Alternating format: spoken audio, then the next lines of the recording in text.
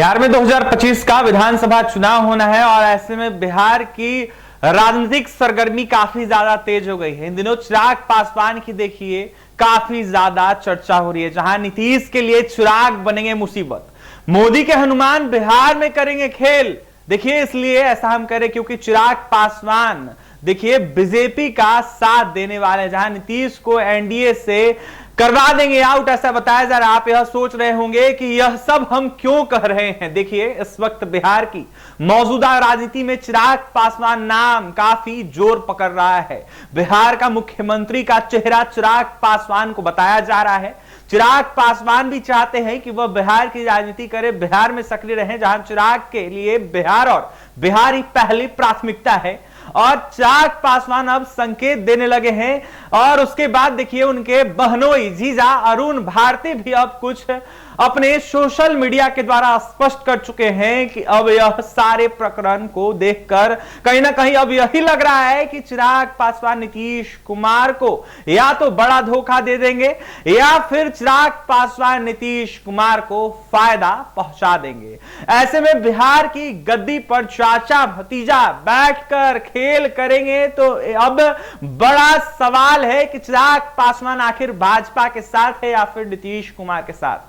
सवाल उठता है, देखिए एनडीए गठबंधन में तो सब साथ है, लेकिन चिराग पासवान कभी नीतीश के खिलाफ है और अब बंद कमरे में दोनों की मुलाकात होती है। चिराग नीतीश का पैर छूते हैं, आशीर्वाद लेते हैं, चाचा भतीजा वाला प्यार झलकाते नजर आते हैं। लेकिन एक तरफ चिराग तो अपने आप को मोदी का हनुमान भी बताते हैं, जो नरेंद्र मोदी कहते हैं कि वही चिराग पासवान करते हैं। लेकिन कहा जा रहा है कि अब वह मोदी के हनुमान रहे या ना रहे। रामविलास पासवान के बेटे हैं चिराग पासवान। अब पिता राजनीतिक विशेषज्ञ थे तो वहीं बेटा पीछे क्यों रहे।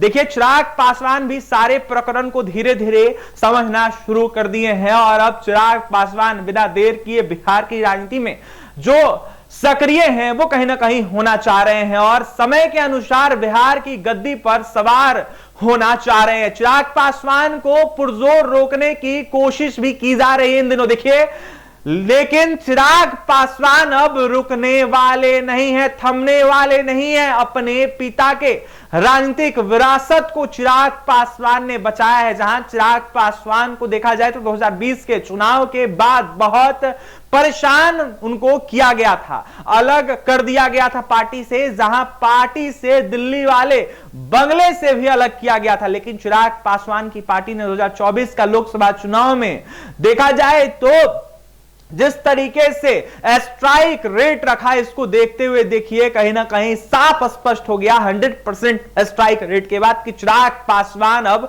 रुकने वाले नहीं हैं, हारने वाले नहीं हैं। ऐसे में देखिए पिता ने राजनीतिक तौर पर इतना परिपक्व कर दिया है कि किसी की हिम्मत और औकात नहीं है कि हमें बाहर का रास्ता दिखा सके। अब जिस तरीके से पटना के सड़कों पर चिराग का पोस्टर लग रहा है और उनको मुख्यमंत्री का चेहरा बताया जा रहा है तो आप समझ लीजिए कि यह 2020 का विधानसभा चुनाव नहीं है, यह 2025 का विधानसभा चुनाव होने वाला है। और इस बार एनडीए और इंडिया गठबंधन के अलावा जनसुराज और कई नई पार्टियां भी चुनावी मैदान में उतरी हुई है। तो आप अनुमान लगा लीजिए कि इस बार का चुनावी जो रंग होगा कितना दिलचस्प होने वाला है। सभी को मुख्यमंत्री बनना है तो वहीं मुख्यमंत्री बनने की होड़ सी लगी हुई है और उसमें बिहार फर्स्ट, बिहारी फर्स्ट के नारे के साथ आने वाले चिराग पासवान क्या करें, क्या रणनीति है चिराग पासवान की दिल्ली से लेकर पटना तक, क्या सुगबुगाहट हो रही है लगातार, अब यही